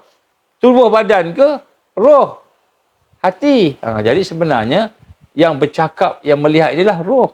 Roh yang tengok. Tubuh badan ni cuma sarung aja. Kita kata cuma baju dia luar aja. Kan? Sarung aja macam handphone. Handphone ni yang sebenarnya, handphone yang kat dalam. Jadi handphone ni sebenarnya yang dekat dalam ni. Inilah handphone dia. Tapi yang dekat luar ni cuma sarung aja. Jadi sebenarnya hakikat diri kita ni ialah roh. Roh tadi yang bergerak, yang menggerakkan jari, yang melihat. Jadi yang melihat bukan mata. Yang melihat ialah roh. Mata ni yang kita tengok ni ialah alat yang digunakan untuk melihat. Kalau mata rosak tak dapat melihat. Tapi hati, roh tadi boleh melihat dengan mata hati pula. Kan? Mata hati dia boleh melihat. Saya sebut kat sini sebenarnya, barulah kita kenal. Oh, rupanya diri aku ni sebenarnya bukan fizikal. Tetapi rupanya adalah hati. Kemudian ditelik lagi dalam rupanya adalah roh. Jadi baru kita nampak. Baru kita belajar nak kenal diri kita. Oh, roh sebenarnya yang bergerakkan ni, yang angkat kan. Roh. Jadi di belakang roh sebenarnya apa pula? Kita telik lagi. Rupanya roh ni, bila kita telik balik-balik, nampak macam rupanya ialah al-hayat, kehidupan. Kehidupan inilah yang Allah bagi pada kita yang menyebabkan roh tu boleh hidup. Kalau tidak diberikan kehidupan, roh tu mati tak ada lah, habis. Roh tu juga dinamakan nyawa. Nyawa ni kehidupan yang hakikatnya hidup itu Allah bagi, al-hayat. Jadi kita tengok balik dalam lagi, rupanya hayat adalah sifat Allah Subhanahu Wa Taala, al-hayat. Kudrah, iradah, ilmu, hayat, sama, basar, qalam. Kan kita tengok sifat-sifat Allah. Al-hayat. Allah bagi. Jadi macam mana kita boleh hidup? Macam mana kita boleh berasa hati? Macam mana boleh melihat mata tadi? Kerana kehidupan yang Allah bagi. Al-hayat tu pula, di situlah adanya. Maknanya di situlah sifat Allah. Sifat Allah. Jadi bila kita kaji, baru kita nampak, oh rupanya aku ni hanyalah makhluk saja. Aku hidup ni sebab Allah hidupkan aku. Aku boleh bercakap sebab Allah bagi aku bercakap. Ini kudrah Allah, iradah Allah, ilmu Allah dan sebagainya. Hayat Allah bagi pada aku. Aku boleh bercakap. Baru kita rasa kita hamba.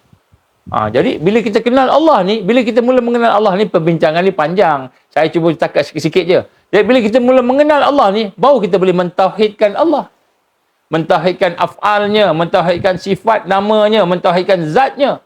Baru kita boleh mentauhidkan Allah. Jadi sebab itulah, wahdatul akidah ni ialah sesuatu yang perlu kita faham. Orang yang memahami akan hakikat akidah ini akan barulah dia boleh bersatu. Barulah boleh bangkit di akhir zaman.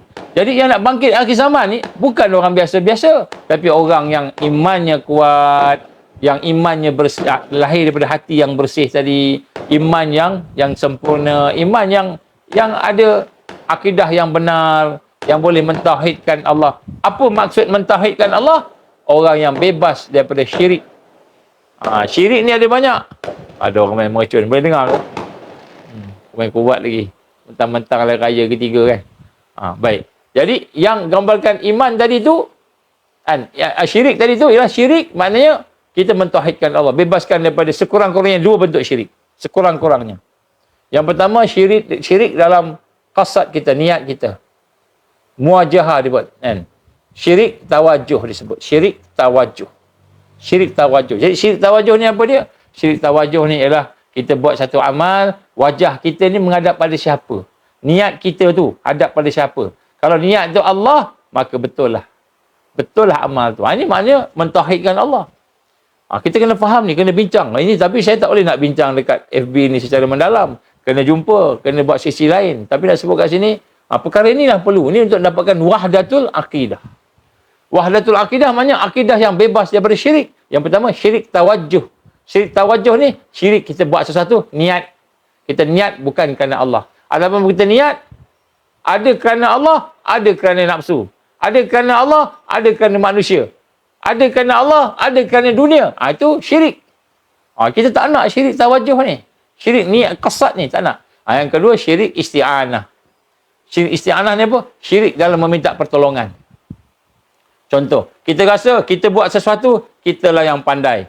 Sebab pandai kita lah. Terror kita lah.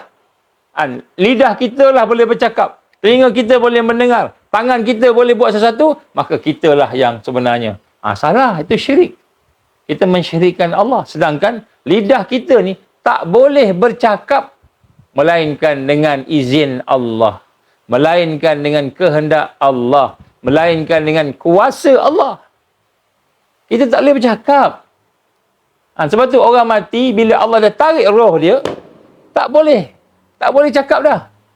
Pernahkah kita melihat orang mati depan mata kita? Tak boleh cakap dah. Ini kita kena faham. Bila kita faham macam ni, baru tu, aku akan terkikis diri aku ni, keakuan aku. Ini kata tasawuf ni, kita buang sifat keakuan.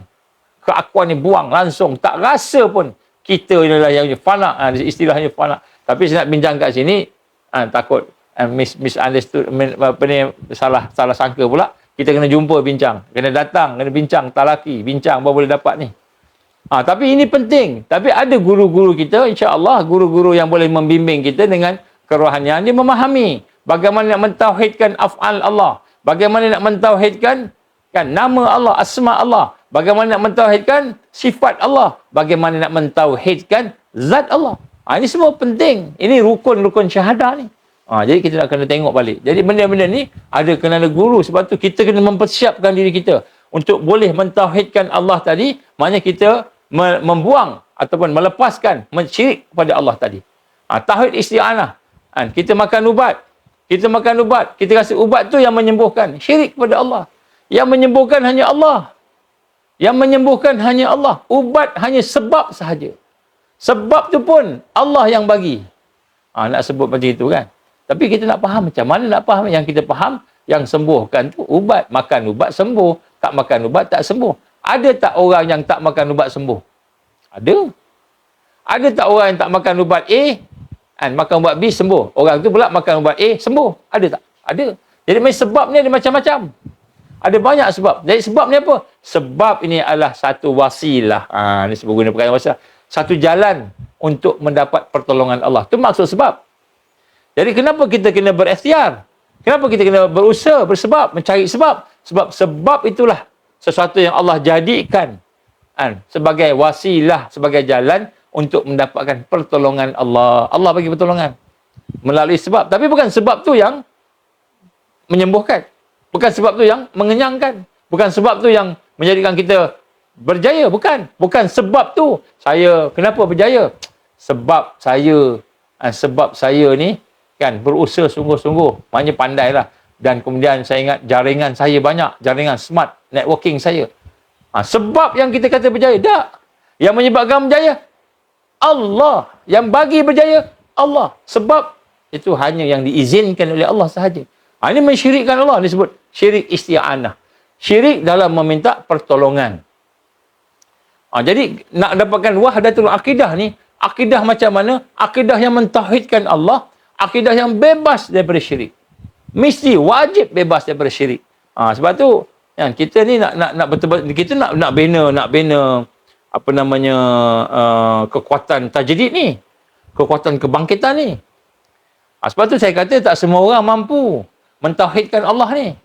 Mungkin kita mentauhidkan Allah bahagian solat. Mungkin kita mentauhidkan Allah bahagian baca Quran. Mungkin kita mentauhidkan Allah bahagian kita zikir-zikir. Tetapi bahagian makan, kita syirikkan Allah.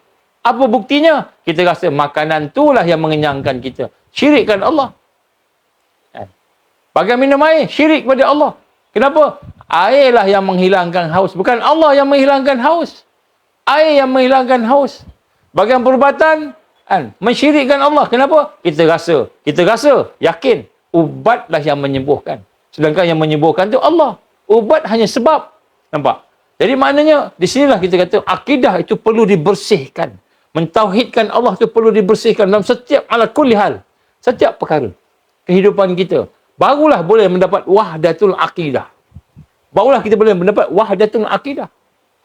Barulah wahdatul akidah itu akan pergi kepada yang kedua, iaitu wahdatul ukhuwah. Yang sebenar, yang hakiki. Kenapa hari ini kita tak boleh sayang sahabat kita macam kita sayang diri kita sendiri? Apa kata Nabi sallallahu alaihi wasallam? La yu'minu ahadukum hatta yuhibba li akhihi ma yuhibbu li nafsihi.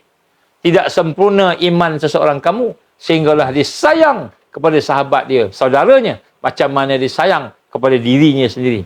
Maknanya hari ini kita tak boleh sayang dengan sahabat kita. Masih ada dengki lagi. Masih ada dengki lagi. Masih ada iri hati lagi. Masih ada cemburu-cemburu yang tidak syar'i. Masih ada lagi tipu-tipu lagi.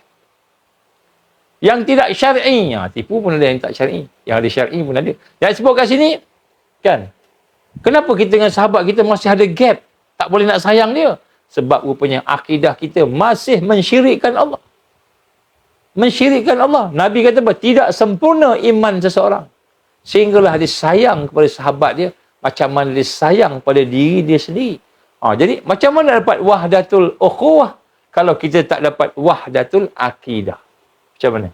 Sebab itulah dalam hal ni untuk kita membina kekuatan tajdid bersama dengan Imamul Mahdi, bersama dengan Al-Mahdiyin, iaitu mereka golongan yang mendapat hidayah Allah, bersama dengan Taifah Mansurah, kelompok yang diberikan oleh Allah kemenangan. La tazalu ta'ifah min ummati zahirina 'alal haq. Akan sentiasa ada di kalangan umat aku ni satu ta'ifah, kelompok yang akan diberikan kemenangan oleh Allah bersama dengan al-haq. Macam mana kita bersama dengan ta'ifah tadi? Sekiranya akidah kita masih lagi penuh dengan mensyirikkan Allah. Masih lagi penuh mensyirikkan Allah. Ini saya bawa tekan nombor satu, wahdatul akidah. Jadi sebab itulah wahdatul akidah ini perlu ada proses. Kita mesti ada orang yang membimbing kita. Mesti ada murabbi. Mesti ada orang yang membimbing kita. Mesti ada pembimbing rohani. Sebab yang kita nak bimbing bukan jasad. Bukan jasad, tetapi nak bimbing ialah hati tadi. Yang merupakan raja kepada kita ni. Dan kemudian hati itu pula sebenarnya adalah yang di belakang yang lebih besar ialah roh tadi. Roh kita ni. Roh kita ni sebenarnya yang perlu kita betul-betul tingkatkan. Perlu kita betul-betul hidupkan roh tadi dengan mentauhidkan Allah Subhanahu wa taala sehingga boleh melakukan zikir. Sebab tu setiap satu tu dia ada dia punya ilmunya dan dia punya amalan. Contohnya Kan? Kita sebut syariat, kan? Kita sebut tarikat, kita sebut hakikat, kita sebut makrifat. Jadi syariat ni apa? Yang fizikal. Yang fizikal ni syariat. Yang kita nampak. Kan kalau sembahyang tu dia ada 13 rukun. Kita kena buat tu 13 rukun tu. Berdiri, kan? Takbir, Allahu Akbar, takbiratul ihram, kan? Tu kena buat. Jangan kita sembahyang tak ada takbiratul ihram. Batal sembahyang kita. Kan? Jadi itu yang kita sebut yang zahir. Kemudian tarikat pula sebenarnya di mana di tarikat ni maksud yang tadi syariat tu untuk mendisiplinkan kita punya fizikal kita, jasad kita ni supaya menjadi hamba Allah. Jasad kita ni, mata kita tak melihat benda haram, telinga tak mendengar benda haram, kan? Kita fizikal kita. Kemudian sebab tu tarikat pula hati. Tarikat ni fokus pada hati. Sebab itulah segala amalan kita ada 3 inti. 3 perkara yang kita nak tengok ke hati. Yang pertama, al-ikhlas. Ikhlas tak hati kita ni? Betul-betul tak bersih kerana Allah niat kita tadi? Betul-betul tak kita mentauhidkan Allah niat kita, qasad kita tadi? Baik. Yang kedua dari sudut siddiq, berlaku benar. Hati ni sebenar-benarnya beriman atau cuma tubuh badan yang berlakon? Tubuh badan berlakon jadi ustaz. Kan? Berlakon jadi ustaz, boleh halau hantu dan jin dalam cerita munafik. Dalam cerita munafik, satu ketika dia boleh jadi ustaz. Dia boleh jadi orang yang bertaubat, boleh jadi orang yang boleh membaca dan menghalau munafik. Munafik pula. Jin, syaitan dalam cerita munafik. Kan? Dalam cerita gangster pula, KL dia boleh jadi toke gangster pula. Bukan toke, dia panggil apa dah? Ketua gangster lah, itu kan. Boleh bunuh orang pula, boleh pukul orang, boleh buat macam-macam kan. Dalam cerita gangster pula. Jadi, adakah yang ada di luar ni berlakon? Kita semayang macam ni, kita jalan tak berlakon ataupun benar, siddiq. Hatinya sama dengan luar. Itu sebenarnya adalah siddiq. Ini tarikat. Tarikat maknanya amalan kita yang zahir mesti sama dengan apa yang rasa hati kita ni. Hati kita pun macam gitu juga. Hati kita yang tak nak melihat yang haram, maka mata kita tunduk. Bukan mata kita tunduk sebab depan ustaz. Ustaz ada, ustazah ada, orang tua ada. Kita tak tengok pun benda maksiat. Kenapa? Sebab ada orang tengok kita. Tapi bila kita seorang-seorang, mata terbeliak besar tengok maksiat. Jadi, nombor 2 ialah siddiq. Jalan-jalan tarikat ni siddiq. Hati tu, adakah hati tu berlaku benar? Benar dengan yang luar. Bukan berlakonan. Bukan lakonan-lakonan. Depan orang baik, kita baik. Dekat geng-geng jahat, kita jahat. Jadi itu lakonan, siddiq. Siddiq ni lebih berat daripada ikhlas. Ada orang boleh ikhlas tapi tidak siddiq. Ada orang siddiq, bila kita siddiq, insya-Allah kita ikhlas. Ini contoh kan hati. Kan amal tarikat. Amal tarikat yang ketiga, intipati ketiga dalam beramal ibadah tadi ialah kita mesti ada tamakninah. Tamakninah ni tenang bersama Allah. Hati kita ni rasa tenang bersama Allah. Bukan tenang bersama dunia. Bukan tenang bersama hobi kita. Kita suka mancing. Mancinglah kita tenang. Aku ni bila mancing aku tenang. Tak. Bila kita bersama Allah kita tenang. Itulah hakikat hati. Hati yang beriman. Hati yang kenal Allah. Hati yang dekat dengan Allah. Hati yang tenang bersama Allah. Apa rahsia tenang ni? Bila kita tenang bersama Allah, maka di situlah bermulanya redha. Redha. Maksudnya kita mula redha dengan Allah. Allah bagi kita tak elok pun, kita tenang aja sebab kita redha ke Allah. Tak apalah ya Allah, Engkau bagi aku balak bencana, aku sabar ya Allah, aku redha, aku sabar, aku redha. Ini amal hati, amal tarikat. Ini tarik nak mencari ketenangan dengan hati tadi. Kemudian selepas tu apa dia pula amalan-amalan amalan hakikat. Jadi amalan hakikat ni tinggi sikit, iaitu bukan saja hati tapi roh. Jadi hati ni satu yang kita boleh mengetahuinya, memahaminya kan. Roh ni ialah satu yang akan pergi ke seluruh tubuh badan kita. Kalau zikir tu tenang tadi tu, tenang sampai ke lain pun tenang. Tenang sama. Itu yang bila dengar nama Allah bergetar, kulit bergetar. Kan? Bergegar kulit. Vibrate. Kan? Kenapa? Sebab rasa kagum dengan Allah. Kan? Bila dengar nama Allah bergetar. Allah bergetar. Bukan hati saja bergetar. Seluruh badan, sebab roh tu merasai keagungan Allah. Merasai tauhid Allah tadi. Saya nak ajar satu doa. Kalau bolehlah, bacalah. Baca. Yang simple.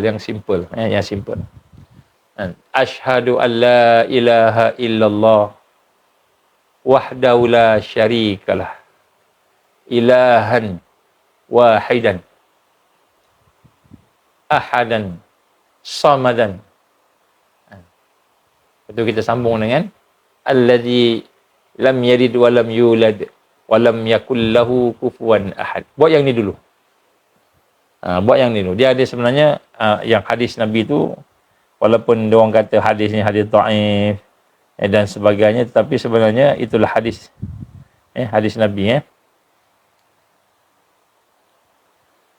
Yang hadis Nabi ni sebenarnya bunyi gini, tapi saya sebut sebab senang kita ingat. Asyhadu an la ilaha illallah.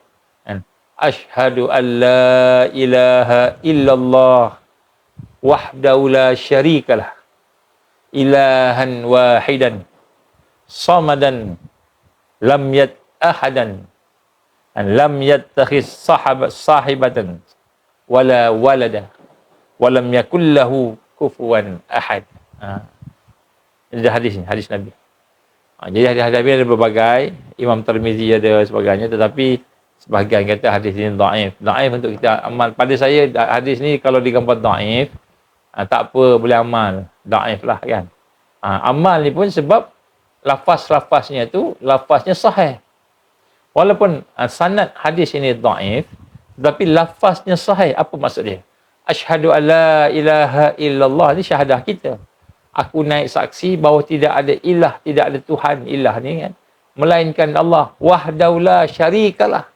Dia sahajalah esa. Tidak ada sekutu bagi dia.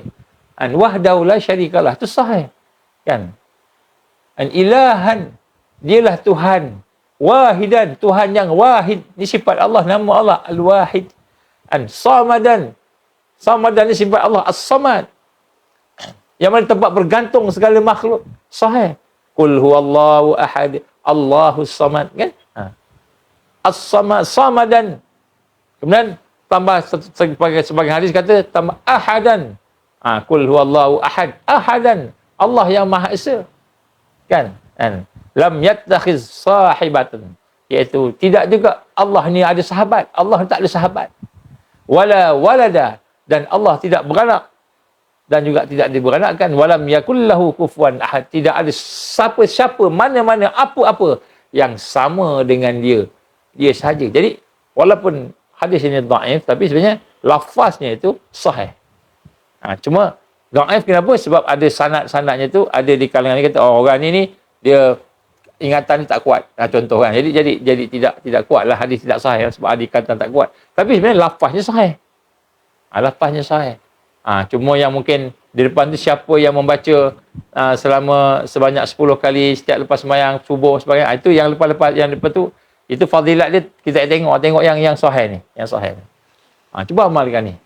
Insya-Allah kalau tuan-tuan perempuan cuba amalkan, sahabat-sahabat sekalian cuba amalkan, insya-Allah. Dan mudah-mudahan Allah memudahkan kita untuk mengesakan Allah. Mentauhidkan Allah. Dan pada masa sama membuang sifat syirik tadi. Jadi akhirnya bila kita dah ada sifat mengesakan Allah ni, maka kita mempersiapkan diri kita lah untuk menjadi orang yang boleh bersatu di atas akidah. Iaitu apa? Disebut wahdatul akidah. Walaupun kita ni mungkin tak ada ilmu banyak, mungkin orang bukan ustaz, bukan orang belajar agama, tak pergi sampai master, PhD ataupun diploma pun tak ada, sekolah agama pun tak pergi. Tapi kita mentauhidkan Allah. Kita mentauhidkan Allah. Bila kita mentauhidkan Allah itu, maka pada masa itu, kan, itu lebih besar, lebih baik daripada orang yang ada agama, PhD pula tu, tapi dia mensyirikkan Allah. Dia berceramah, kenapa? Dia rasa dia pandai. Sebab tu nak berdebat aja kerja dia. Nak cakap orang salah aja. Tak ada akhlak, tak ada ni kan. Rasa dia hebat. Ujub dengan amal dia, ujub dengan ilmu dia. Saya tak cakap siapa-siapa no. Tapi nak jumpa sini contoh. Jadi mana nak sebut kat sini? Kan? Mungkin kita ilmu tak sampailah diploma, tak sampai bersekolah agama, sijil pun tak ada. Kan? Apa lagi PhD bagi Usuluddin? Lagi tak ada, jauh. Tapi kita boleh mentauhidkan Allah. Itu yang Allah nak. Sebab memang tak semua orang mampu nak pergi ke PhD. Tetapi semua orang kena wajib mentauhidkan Allah. Jadi bila kita boleh mentauhidkan Allah ini dengan keadaan yang sebenar, yang mengikut apa yang digambarkan oleh Nabi SAW, maka di situlah akan berlaku wahdatul akidah. Bila berlaku wahdatul akidah, bermulalah perjalanan kita untuk melaksanakan tajdid, iaitu amal taghyir Islami kulli. Ini yang kelima. Bismillah. Ini yang kelima. Ini yang kelima. Jadi maknanya nak sebut kat sini bagaimana keadaan kita pada hari ini, mestilah faham bahawa kita kena bergabung dan bersatu. Bergabung bersatu wajib. Cuma kita ni boleh bergabung ke tidak? Kita ni boleh bersatu ke tidak? Berdasarkan kepada akidah. Kalau akidah kita bersih, hati kita bersih, akidah kita bersih, kita akan menjadi orang yang tidak ada ujub, tidak ada riak, tidak ada takbur, tidak ada sombong. Orang yang tidak akan mensyirikkan Allah, maka kita akan bersatu. Ni syarat nombor satu. Jadi kalau kita ada, Alhamdulillah, tak ramai pun tak apa. Tapi di situlah pertolongan Allah. Dan di situlah asas kepada kemenangan yang akan diberikan oleh Allah Subhanahu Wa Taala kepada yang digambarkan sebagai la tazalu ta'ifah min ummati zahirina 'alal haqq. Tidak akan sentiasa ada di kalangan umat aku ini ta'ifah yang diberikan kemenangan di atas kebenaran tadi. Asas pertama ialah wahdatul akidah. Dan sebab itulah penglibatan kita di dalam aktiviti harian, dalam persahabatan kita, di dalam ukhuwah kita, di dalam apa yang kita gambarkan sebagai kita kata kerja-kerja kita seharian tadi, mestilah penglibatan akidah. Intima akidi disebut. Intima akidi maknanya penglibatan yang sangkut paut dengan akidah tauhid Allah tadi. Kalau itu yang ada, insya-Allah kita akan bersama dengan Al-Mahdi dan Al-Mahdiyin.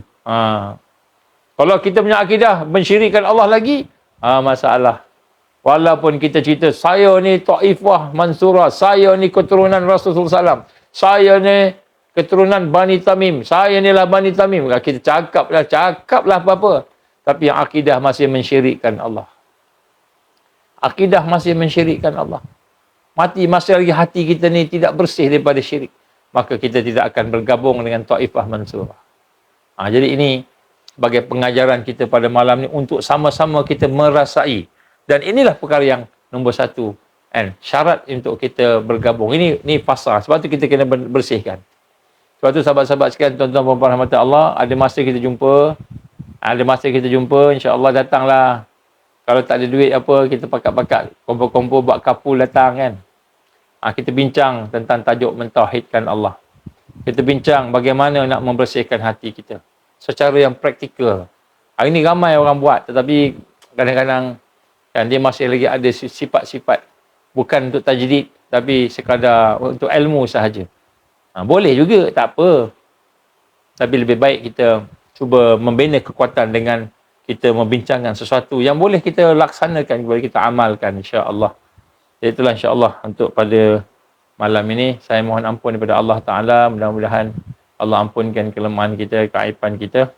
Kemudian saya minta kepada sahabat-sahabat sekalian, insya-Allah, kalau ada kesempatan kita akan sambung besok.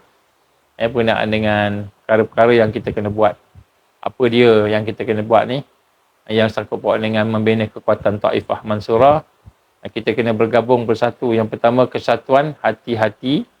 Yang mana hati itu ada al-iman, al-amik, iman yang mendalam. Kita akan sambung sikit iman yang mendalam ni apa besok. Dan kemudian kita, iman tu mestilah boleh mentauhidkan Allah. Macam mana nak mentauhidkan Allah? Kita kena mentauhidkan af'al Allah. Kita kena mentauhidkan sifat Allah, nama Allah, sifat Allah. dan kita kena mentauhidkan zat Allah. Macam mana nak mentauhidkan secara detail, panjang ceritanya. Tapi saya sebut tu sebagai mukadimah ajalah. Maknanya kita nak mentauhidkan af'al Allah ni, kita kena ada sifat macam mana kita boleh merenung setiap satu perbuatan, gerak, diam semuanya. Adalah merupakan daripada Allah dan sebagainya kan. Adalah huraian yang panjang lah. Jadi kita nak kena faham yang itu dan kemudian insya-Allah selepas itu kita barulah boleh. Yang kedua barulah datangnya wahdatul ukhuwah. Wahdatul ukhuwah. Jadi insya-Allah kita akan sambung lagi insya-Allah nah. Wallahu alam aquli qouli hadza astaghfirullahal azim li wa lakum. Saya mohon ampun sangat pada Allah Taala, ya Allah. Janganlah jadi majlis pada hari ini majlis yang mensyirikkan-Mu ya Allah. Jadikanlah majlis-majlis yang mentauhidkan Kau ya Allah. Dan saya minta maaf kepada tuan-tuan dan puan atas kelemahan diri saya yang Allah izin berlaku tadi. Maka saya mohon ampun pada Allah, minta maaf tuan-tuan. InsyaAllah mudah-mudahan apa yang saya sampaikan ni datang daripada sesuatu yang baik daripada Allah Ta'ala. Mudah-mudahan akan membawa kebaikan kepada tuan-tuan sekalian insya-Allah walaupun penuh dengan kelemahan. A'udzubillahi minasyaitonirrajim. Bismillahirrahmanirrahim. Alhamdulillahirabbil alamin wassalatu wassalamu ala asyrafil anbiya'i wal mursalin wa ala alihi wa sahbihi ajma'in. Allahumma innaka ta'lamu anna hadhil qulub qad istama'at ala mahabbatik wa taqat ala ta'atik wa tawahadat ala da'watik wa ta'ahadat ala nusrati syari'atik. فواثق اللهم رابطتها وأدمتها وهدها سبلها واملأها بنورك الذي لا يخبو واشرح صدورها بفيض الإيمان بك وجميل التوكل عليك وأهيها بمعرفتك وأمتها على شهادة في سبيلك يا الله إنك نعم المولى ونعم النصير. اللهم آمين اللهم آمين اللهم آمين.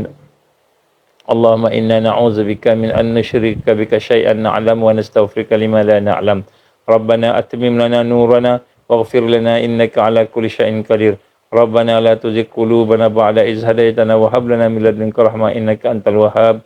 ربنا آتنا في الدنيا حسنة وفي الآخرة حسنة وقنا عذاب النار. وصلى الله على سيدنا محمد وعلى آله وصحبه وبارك وسلم. سبحان ربك رب العزة عما يصفون والسلام على المرسلين والحمد لله رب العالمين. InsyaAllah. Alhamdulillah ada kesempatan kita sambung besok malam insyaAllah nah. Mudah-mudahan tuan-tuan dan puan dapat istiqamah insya-Allah. Wabillahi taufiq. Subhanakallahumma wa bihamdika asyhadu an la ilaha illa anta astaghfiruka wa atubu ilaik. Bismillahirrahmanirrahim. Wal 'asr. Innal insana lafi khusr illa alladziina aamanu wa 'amilus shalihaat wa tawassaw bil haqqi wa tawassaw bis sabr. Wabillahi taufiq wal hidayah. Assalamualaikum warahmatullahi wabarakatuh.